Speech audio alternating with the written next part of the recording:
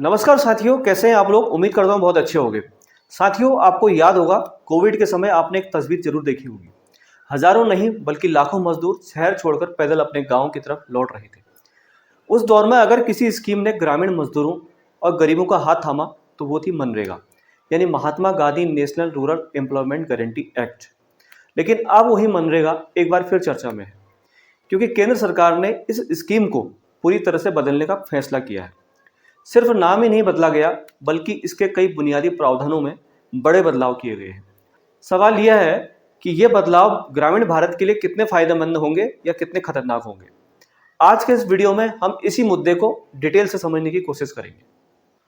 आज भी भारत के गांव में रहने वाले करोड़ों लोग रोजगार की तलाश में दिल्ली, मुंबई, सूरत, अहमदाबाद जैसे बड़े शहरों की तरफ पलायन करते हैं।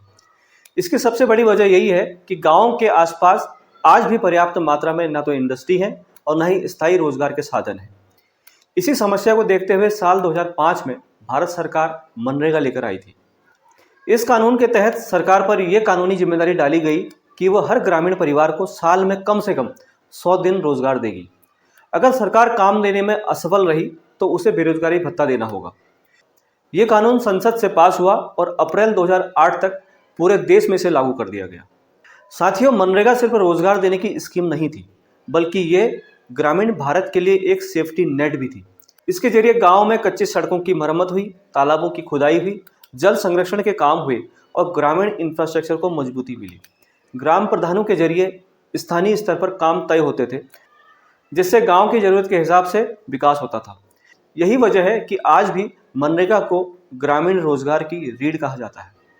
साथियों, अब सरकार ने मनरेगा को एक नया नाम और नए ढांचे के साथ पेश किया है। नए कानून का नाम रखा गया है विकसित भारत ग्रामीण रोजगार और आजीविका गारंटी मिशन, यानी VVG रामजी।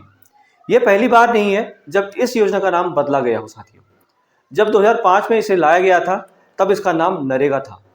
फिर 2 अक्टूबर 2009 को इसका नाम बदलकर Mahatma Gandhi National Rural Employment Guarantee Act यानी मनरेगा कर दिया गया।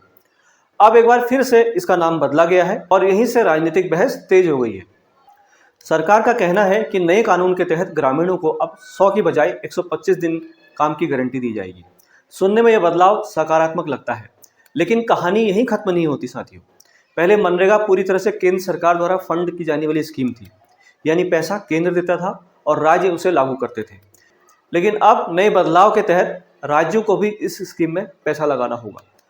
सामान्य राज्यों के लिए फंडिंग रेशियो 60-40 का है, जबकि पहाड़ी राज्यों के लिए, जो विशेष राज्य का दर्जा रखते हैं, उन राज्यों के लिए 90 और 10 का रेशियो रखा गया है।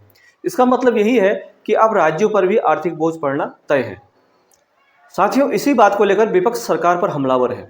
विपक्ष का कहना है कि केंद्र सरकार धीरे धीरे अपनी जिम्मेदारियों से पीछे हट रही है और राज्यों पर बोझ डाल रही है।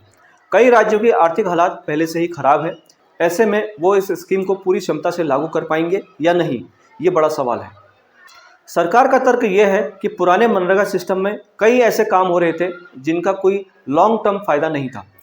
उदाहरण के लिए, हर साल वही कच्ची सड़क बनाना जो बारिश में बह जाती थी और अगले साल फिर उसी सड़क पर पैसा खर्च होता था। सरकार का कहना है कि इससे न तो टिकाऊ विकास हो रहा था और न ही ठोस आउटपुट दिख रहा था। साथ ही उसमें करप्शन की भी शिकायत सामने आ रही थी। इसलिए अब सरकार चाहती है कि मनरेगा के तहत ऐसे काम हो जो लंबे समय तक गाँव के काम आए, जैसे जल संरक्षण, कृषि से जुड़े इंफ्रास्ट्रक्चर, क्लाइमेट रेजिलिएंट प्रोजेक्ट्स।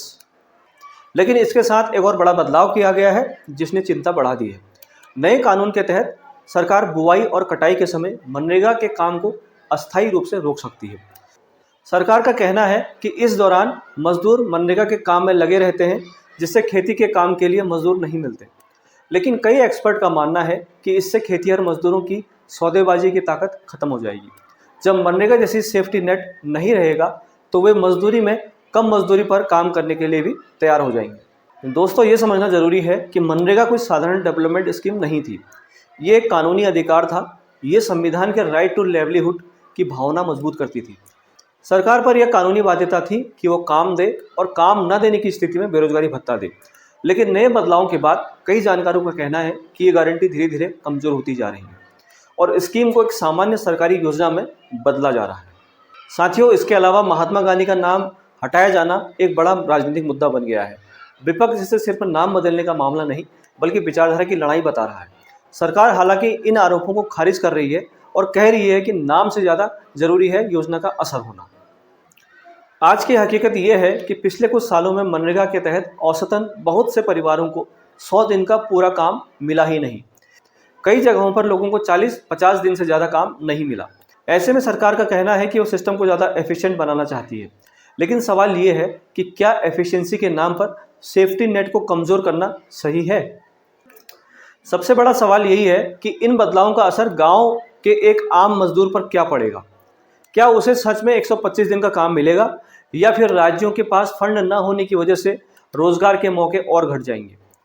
क्या यह बदलाव ग्रामीण भारत को आत्मनिर्भर बनाएगा या फिर शहरों की तरफ पलायन और बढ़ेगा?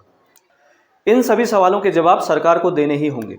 फिलहाल ये बहस सिर्फ संसद या टीवी स्टूडियो तक सीमित नहीं है, बल्कि ये करोड़ों ग्रामीण परिवारों की जिंदगी से जुड़ी हुई है। अब फैसला आपके हाथ है। आप क्या सोचते हैं? क्या मनरेगा का यह नया रूप ग्रामीण भारत के लिए एक नया मौका है या फिर एक मजबूत सेफ्टी नेट को कमजोर करने की शुरुआत? अपनी राय हमें कमेंट बॉक्स में जरूर बताएं। मैं मिलता हूं अगली वीडियो में एक नए टॉपिक के साथ। तब तक के लिए अपना ख्याल रखें। नमस्कार, जय हिंद।